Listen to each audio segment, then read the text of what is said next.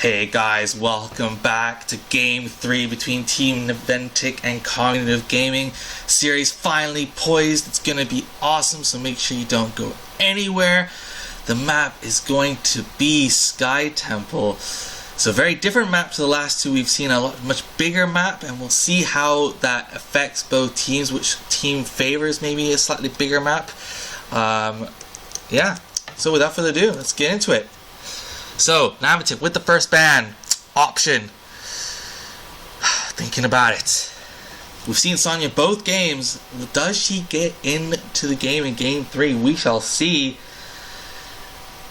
And, I mean, I just said that. Look at that. It's the Sonya ban. Right away, both teams favoring the Sonya. So, Naventic deciding, let's just take her out this time.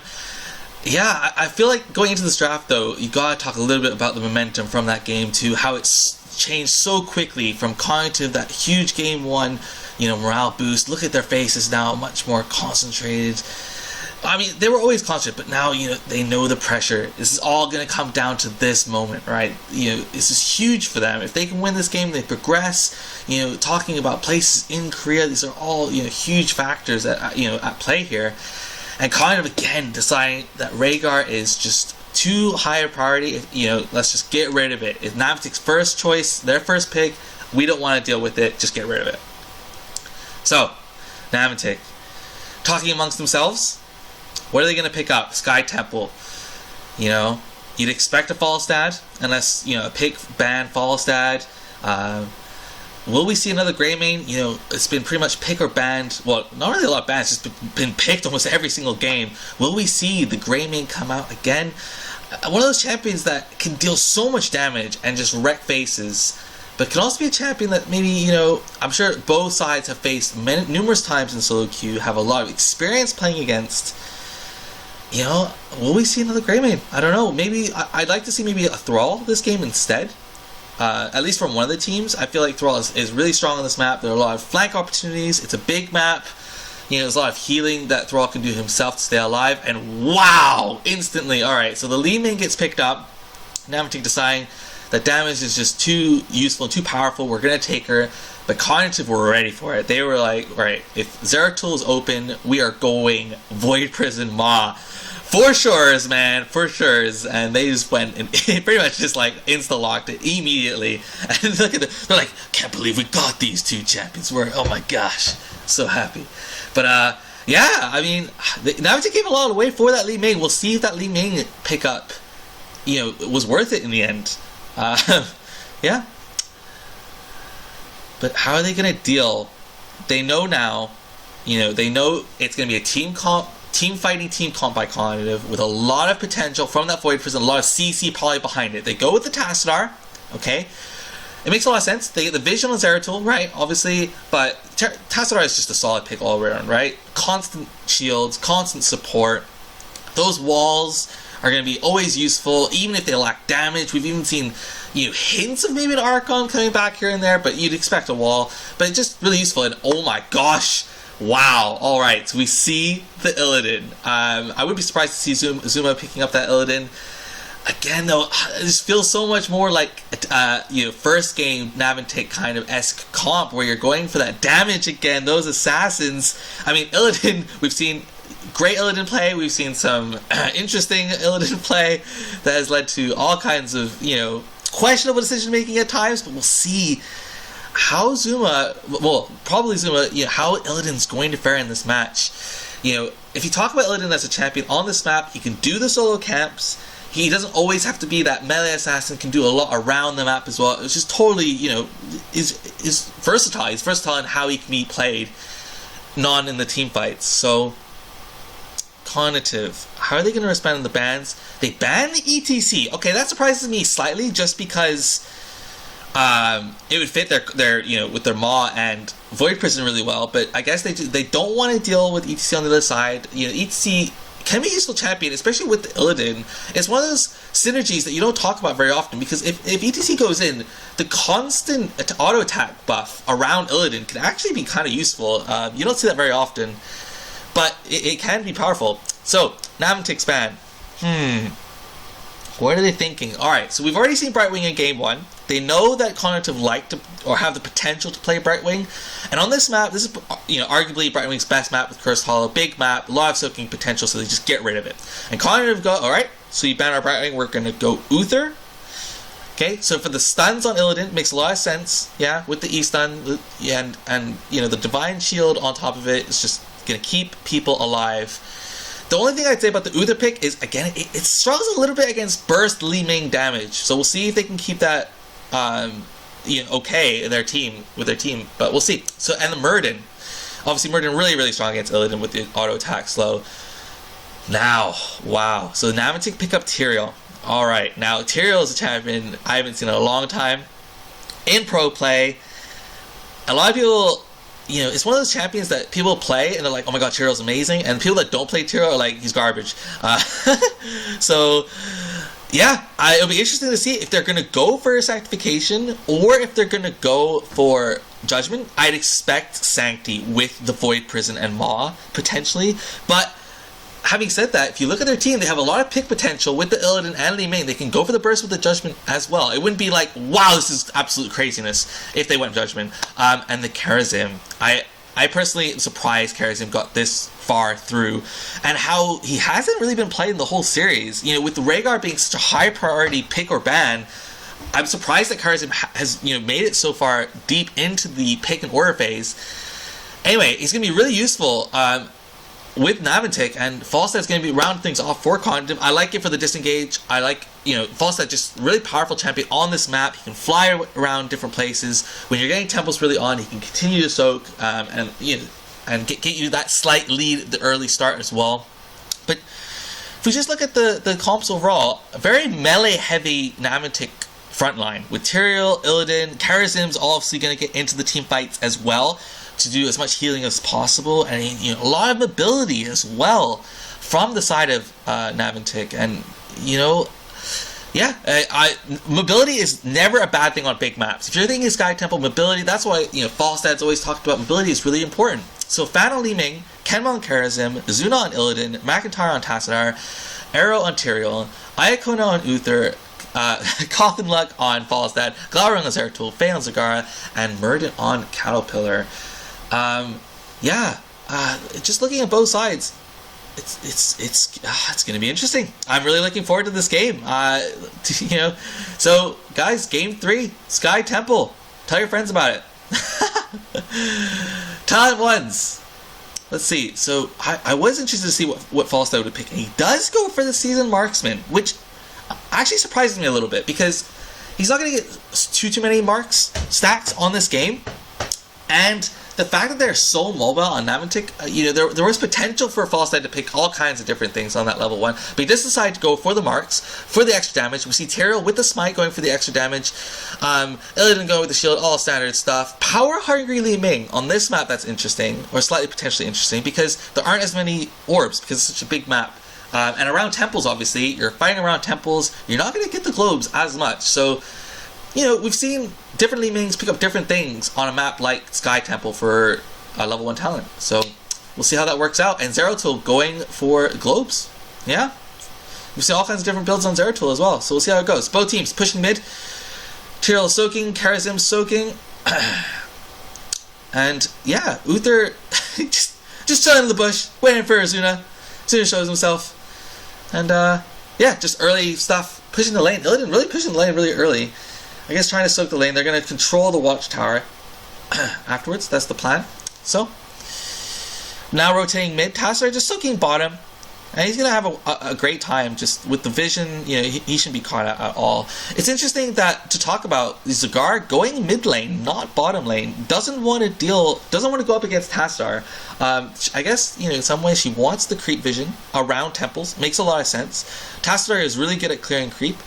But yeah, you don't always see Zagara in mid lane, but I like that choice. I like that choice by Cognitive so far.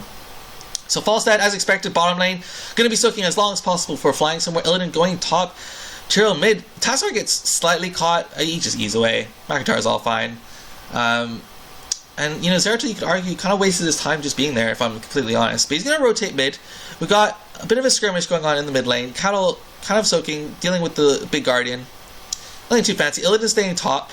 It looks like Cognitive don't want to deal with that Illidan top lane at the temple. They're going to try and control mid, which makes sense. They've got the creep around it already. They got a lot more vision. And, yeah, they don't really want to deal with the mobility of going up to the top lane against a really mobile side. So, that all makes sense. Tyrael doing his absolute best to control the watchtower. They've done a really good job, Naventic, of controlling that watchtower, and that's the problem. If you decide to go mid-tempo and you don't have control of that watchtower, you're going to be at risk of taking more poke damage, and that's exactly what's happened. And Murden, he's playing with fire a little bit. He's going to have to eat away. He's quite low. Tyrael's going to go in, and that's going to be a first blood. Definitely going down. Tyrael's going to survive. Can he survive long enough, though, afterwards? The Tassadar vision is going to grant them, is going to show them exactly where Cognitive is, and first blood going to Naventic, I feel like Murden just got a bit ahead of himself. I don't think they were expecting the Illidan roam from the top lane, but, I don't know. I feel like that's definitely something they could have communicated a little better to Murden, just to back away a little bit earlier. But Li Ming, gonna be soaking that top lane. Doing fine. Illidan going straight for that camp. A really, really early decision to go for this Bruiser camp. We'll see how that plays off. And then maybe probably rotate and push lanes even harder, waiting for the next temple to spawn, around that 4.5, 5 minute mark.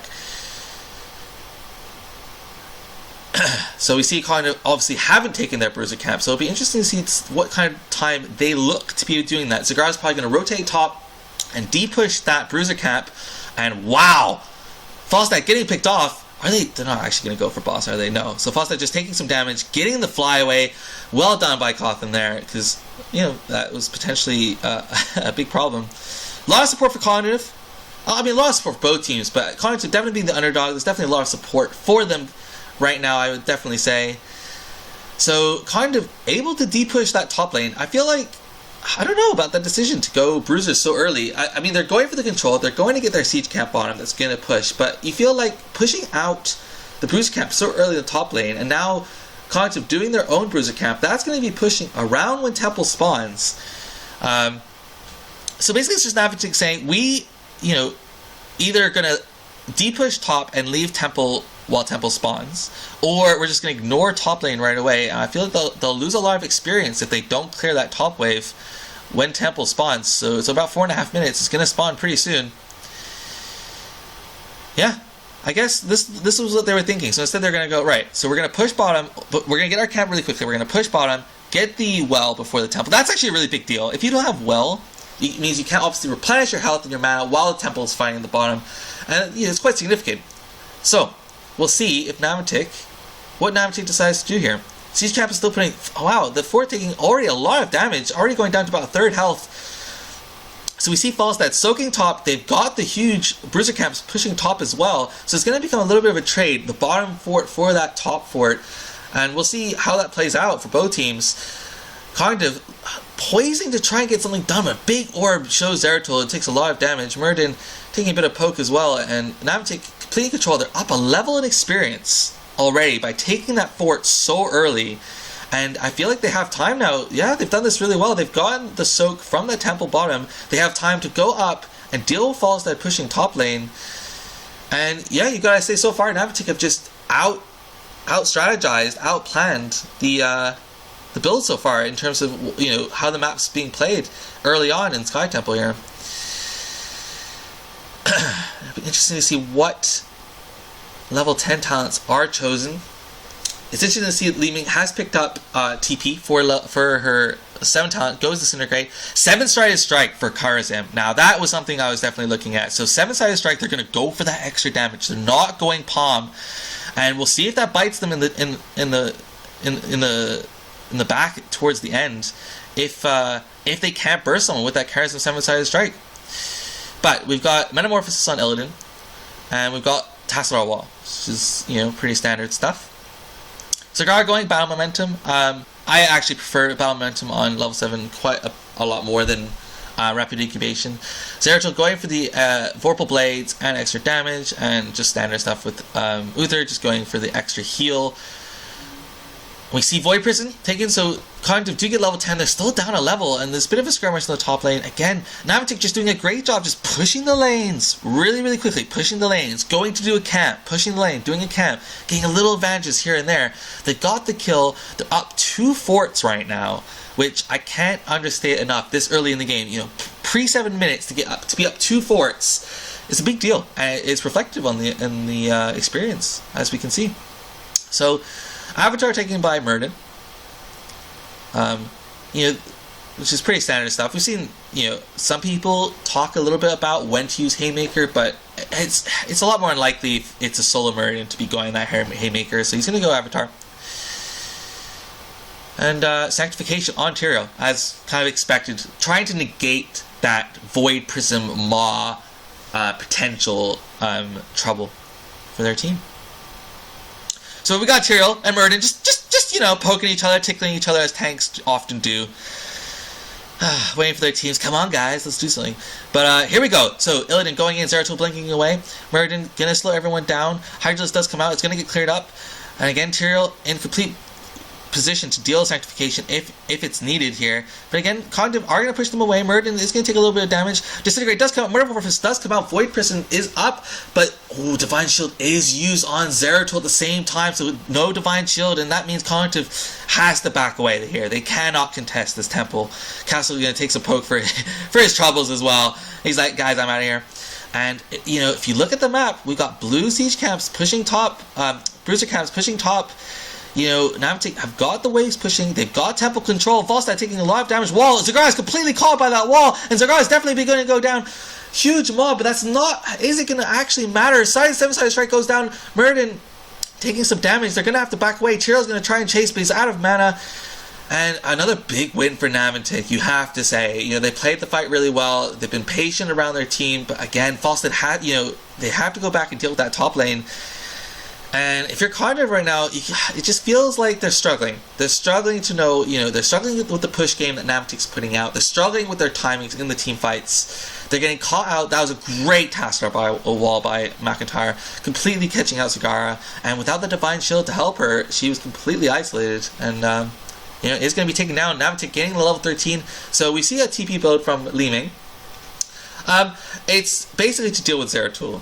Zeratul's, you know, if she does go Glass Cannon, Zeratul is always going to have that pressure on her, so you're just going to go safe on that TP. They have tons of damage anyway. They don't need to worry about, you know, they don't want to have to worry about Zeratul potentially taking down Li Ming solo. So, makes sense, Li Ming going to E-build. Yeah. But Cognitive still not 13. You just wonder, how are they going to get back into this game? You know, you look at the scaling of Li Ming, you look at the scaling of, you know, Illidan. You look on the side of Cognitive, you know, Falstad scales okay, but are they really going to scale? Okay, Illidan a little bit caught out of position here. He's going to use first aid. Zeratul taking some damage, but you just feel like he's just waiting for the bait, enough time for the rest of the team to come, and nothing really comes to fruition for Cognitive. And, yeah. Naventic up a level and a half.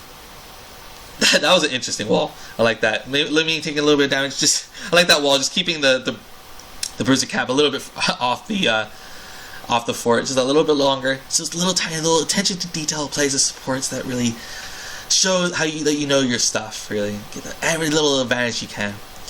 So Cognitive, they're looking for a pick. You can just sense it. They're looking for a pick. They're trying to use the push control, but I feel like Naventic are just too smart for that. And Falstad, good barrel roll away, or else he's going to take a lot of damage there. But Li Ming clearing the creep is a big deal with that E-build as well. If you're going to go Calamity on level 7, you're able to clear that creep. And, you know, we talked about that control, that power of the control. If you're lacking the creep, you know, you're lacking a little bit of that vision that you're going to get. And, yeah, I mean, Tassadar and Li Ming, you're never going to have much creep around temples, for sure. So, Naventic, just about to get to level 16. It'll be interesting to see what they pick up. So, standard Tassadar E stuff. Tyrael going for imposing will 13. What's he going to take? 16. Yeah, goes for blood. Li Ming continuing with the E build. Karazim going for the extra heal, and Illidan going for some more shields. Yeah, that all makes sense. Up a level and a half. Again, Zeratul getting the Watchtower, Zagar trying to soak as much as possible mid lane, but you can see by all the messages, Naventic supporters, they know how far ahead they are in this game. And it'll be interesting to see, can Cognitive come back into this game? Zagar gonna put some Mutalisk damage down, but again, she's a little bit caught. Needs to be a little bit careful.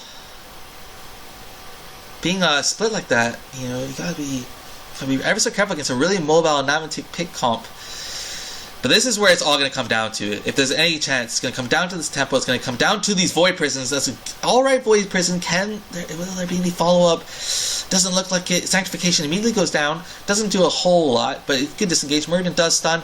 Tillier's going to back away. Zeratul also going to back away. You can just sense the tension in the air. Both sides, they know.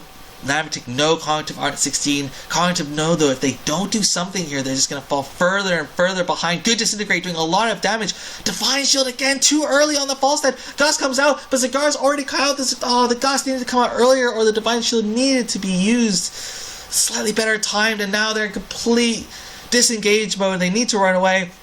Zeratul going to back off. Murden's going to E away. They're going to heal. They're going to lose the whole bottom temple. They're going to lose probably top temple behind this as well. And if you're Cognitive Gaming, you're in a lot of trouble right now. All kinds of trouble. If we look at the kills, 4-0, 5 forts to 2, kind of says it all.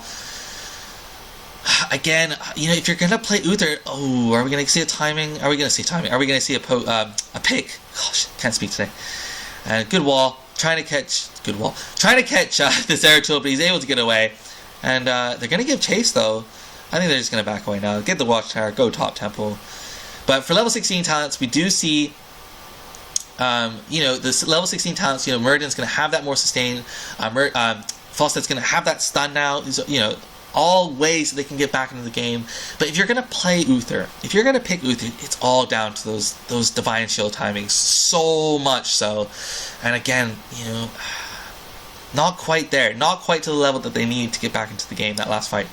But I'm surprised that Naventic have shown this much respect towards top tempo, towards Cognitive. I feel like they could have definitely have gone in earlier and controlled it. But having said that, they're still very much favorites to get this tempo. And Murden taking a bit of free damage again. Too isolated. Murden gonna have to use that Avatar. The 7-side strike doing some good damage on Murden. Murden's completely out of fight. Good Void Prison though by Zeratul there, completely nullifying that fight and timing exactly when Tyrael was going to use Sanctification, so Sanctification was completely wasted there. So good play by Zeratul there, but it's a step in the right direction. But they're going to need a lot more of those steps. They're going to come back in this game. Zeratul really low.